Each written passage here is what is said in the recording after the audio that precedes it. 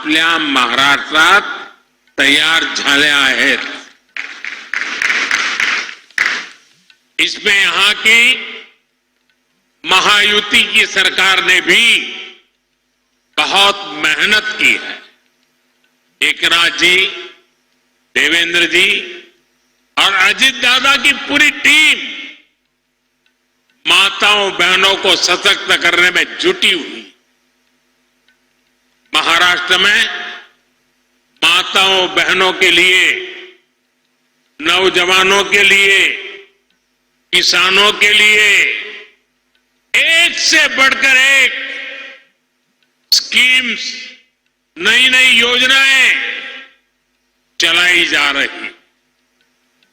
साथियों, लखपति दीदी बनाने का ये अभियान सिर्फ बहनों बेटियों की कमाई बढ़ाने का अभियान है, इतना नहीं है. ये पूरे परिवार को,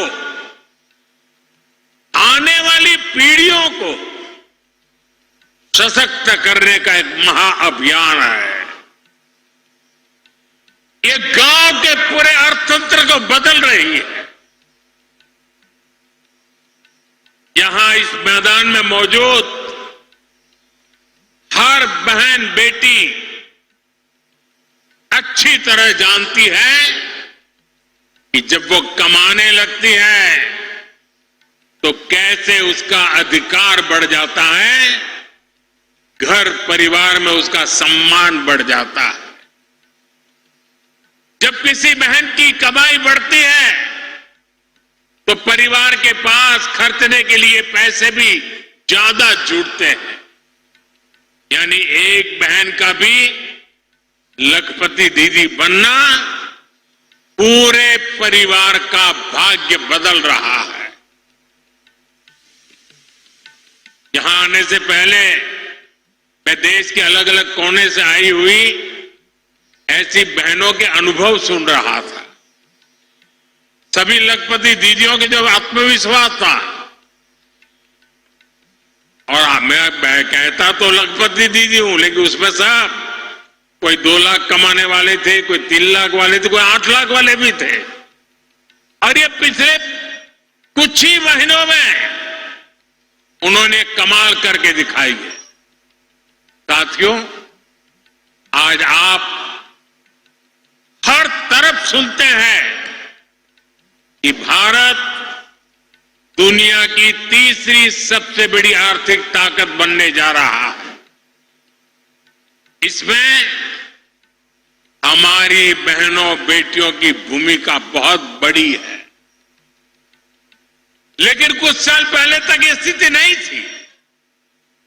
बहनें हर घर, हर परिवार की खुशहाली की गारंटी होती है. लेकिन महिलाओं को मदद मिले, इसकी गारंटी लेने वाला कोई नहीं था. देश की करोड़ों बहनों के नाम पर कोई प्रॉपर्टी नहीं होती थी. अगर उन्हें बैंक से लोन लेना होता था तो उनको मिल ही नहीं सकता था. ऐसे में वो कोई भी छोटा मोटा काम करना चाहे तो चाहकर भी नहीं कर पाती थी. और इसलिए आपके इस भाई ने, आपके बेटे ने एक संकल्प लिया. मैंने तय किया कि कुछ भी हो जाए, मेरे देश की माताओं बहनों बेटियों की हर मुश्किल को कम करके ही रहूंगा. इसलिए मोदी सरकार ने एक के बाद एक महिला हित में निर्णय लिए. मैं आज चुनौती देता हूं पहले की सरकारों के 7 दशक एक तरफ रख लीजिए. एक तराजू में एक तरफ 7 दशक और दूसरे तराजू में मोदी सरकार के 10 साल तराजू में रख लिए जाए। इतना काम मोदी सरकार ने देश की बहनों बेटियों के लिए किया है, वो आजादी के बाद किसी सरकार ने नहीं किया है। साथियों, ये हमारी सरकार है जिसने तय किया कि गरीबों के जो घर सरकार बनाती है वो महिलाओं के नाम पर रजिस्टर हो। अभी तक जो 4 करोड़ घर बने हैं उनमें से अधिकतर महिलाओं के नाम पर है। अभी 3 करोड़ और घर बनाने वाले हैं। इनमें से भी अधिकतर घर हमारी माताओं बहनों के नाम ही होंगे, महिलाओं के नाम होंगे। दूसरा काम हमने बैंकों से जुड़ी व्यवस्था में किया। पहले जनधन खाते खोले तो सबसे ज्यादा बहनों के खाते खुले। फिर मुद्रा योजना शुरू की। हमने बैंकों को कहा कि आप बिना गारंटी के लोन दो, और अगर गारंटी चाहिए तो मोदी मौजूद है। इस योजना की करीब 70% लाभार्थी माताएं बहनें हैं। देश में कुछ लोग थे वो कहते थे कि महिलाओं को ऐसे लोन मत दो, डूब जाएगा, इसमें रिस्क है। लेकिन मेरी सोच अलग थी। मुझे आप पर, अपनी मातृशक्ति पर, उनकी ईमानदारी पर, उनके कर्तृत्व पर पूरा भरोसा है। माताओं बहनों ने मेहनत की और ईमानदारी से लोन भी लौटाए। अब तो मुद्रा ऋण की सीमा हमने 20 लाख कर दी है। हमने रेहड़ी फुटपाथ पर काम करने वालों के लिए भी स्वनिधि योजना चलाई।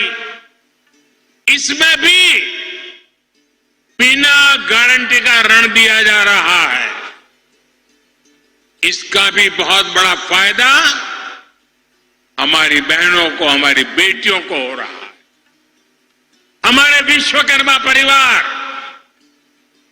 जो हस्तकला का काम करते हैं, इसमें भी बड़ी संख्या में हमारी बहनें जुड़ी हैं। उनकी गारंटी भी हमारी सरकार ने ली। साथियों, पहले जब मैं सखी मंडलों की बात करता था,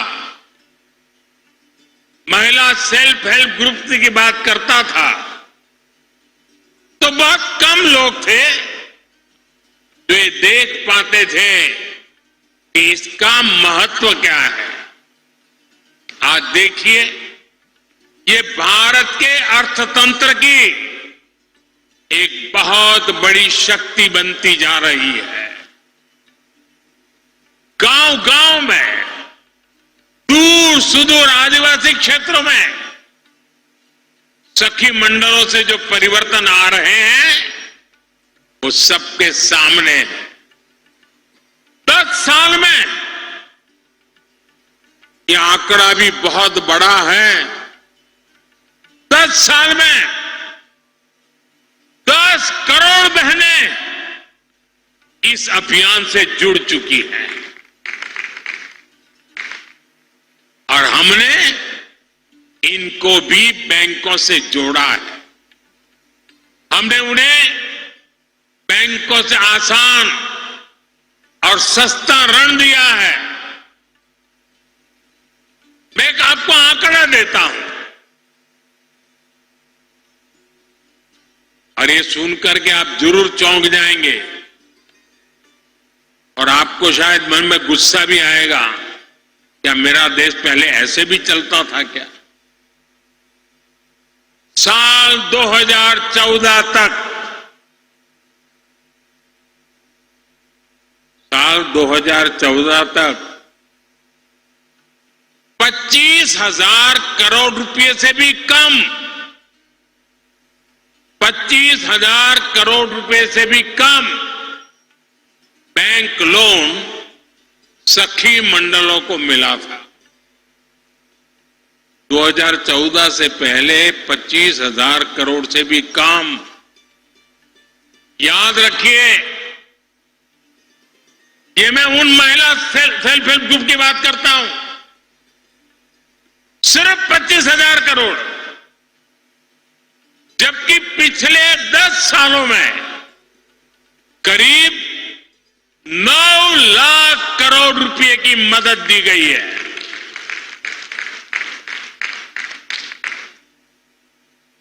कहां 25,000 करोड़ और कहां 9 लाख करोड़।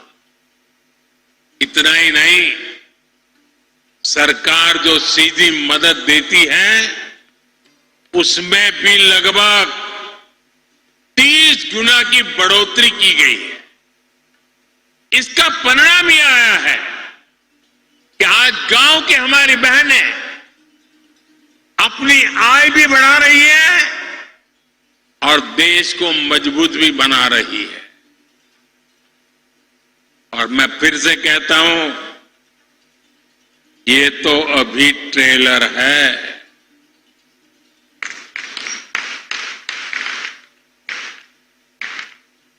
अब हम बहनों बेटियों की भूमिका का और विस्तार कर रहे हैं। आज 1.25 लाख से अधिक बैंक सखियां गांव-गांव बैंकिंग सेवाएं दे रही है। और अभी मुझे कुछ बहनें बता रही थी, 1-1 करोड़ रुपए का कारोबार करती है। अब हम बहनों को ड्रोन पायलट बना रहे हैं। हम बहनों के समूहों को लाखों रुपए का ड्रोन दे रहे हैं ताकि वे ड्रोन से आधुनिक खेती करने में किसानों की मदद कर पाए। हम 2 लाख पशु सखियों को भी ट्रेन कर रहे हैं ताकि वे पशुपालकों को मदद कर सके। यही नहीं, आधुनिक खेती के लिए, प्राकृतिक खेती के लिए भी हम नारी शक्ति को ही नेतृत्व दे रहे हैं। इसके लिए हमने कृषि सखी कार्यक्रम शुरू किया है। ऐसी लाखों कृषि सखियां आने वाले समय में देश के गांव-गांव में हम बनाने के लिए आगे बढ़ रहे हैं। इन सभी अभियानों से बेटियों को रोजगार भी मिलेगा, उनका आत्मविश्वास भी बढ़ेगा और बेटियों के सामर्थ्य को लेकर समाज में भी एक नई सोच का निर्माण होगा। साथियों, अभी पिछले महीने ही देश का एक बजट आया है। इसमें माताओं, बहनों, बेटियों से जुड़ी योजनाओं के लिए 3 लाख करोड़ रुपए रखे गए हैं। बेटियां ज्यादा संख्या में नौकरी करें, इसके लिए दफ्तरों में, फैक्ट्रियों में उनके लिए विशेष सुविधाएं बनाने की घोषणा की गई है। रहने के लिए वर्किंग विमेन हॉस्टल की सुविधा हो, बच्चों के लिए क्रेच की सुविधा हो, इसके लिए केंद्र सरकार काम कर रही है। हमारी सरकार बेटियों के लिए हर सेक्टर खोल रही है जहां कभी उन पर पाबंदियां थी। आज तीनों सेनाओं में महिला अफसर तैनात हो रही हैं, फाइटर पायलट तैनात हो रही है, सैनिक स्कूलों में, सैन्य अकादमियों में बेटियों को दाखिला मिल रहा है। जो हमारी पुलिस फोर्स है, जो हमारे अर्धसैनिक बल है, उनमें बेटियों की संख्या में बहुत बड़ी वृद्धि हुई है। गांव में कृषि और डेयरी सेक्टर से लेकर स्टार्टअप क्रांति तक आज बड़ी संख्या में बेटियां बिजनेस मैनेज कर रही हैं।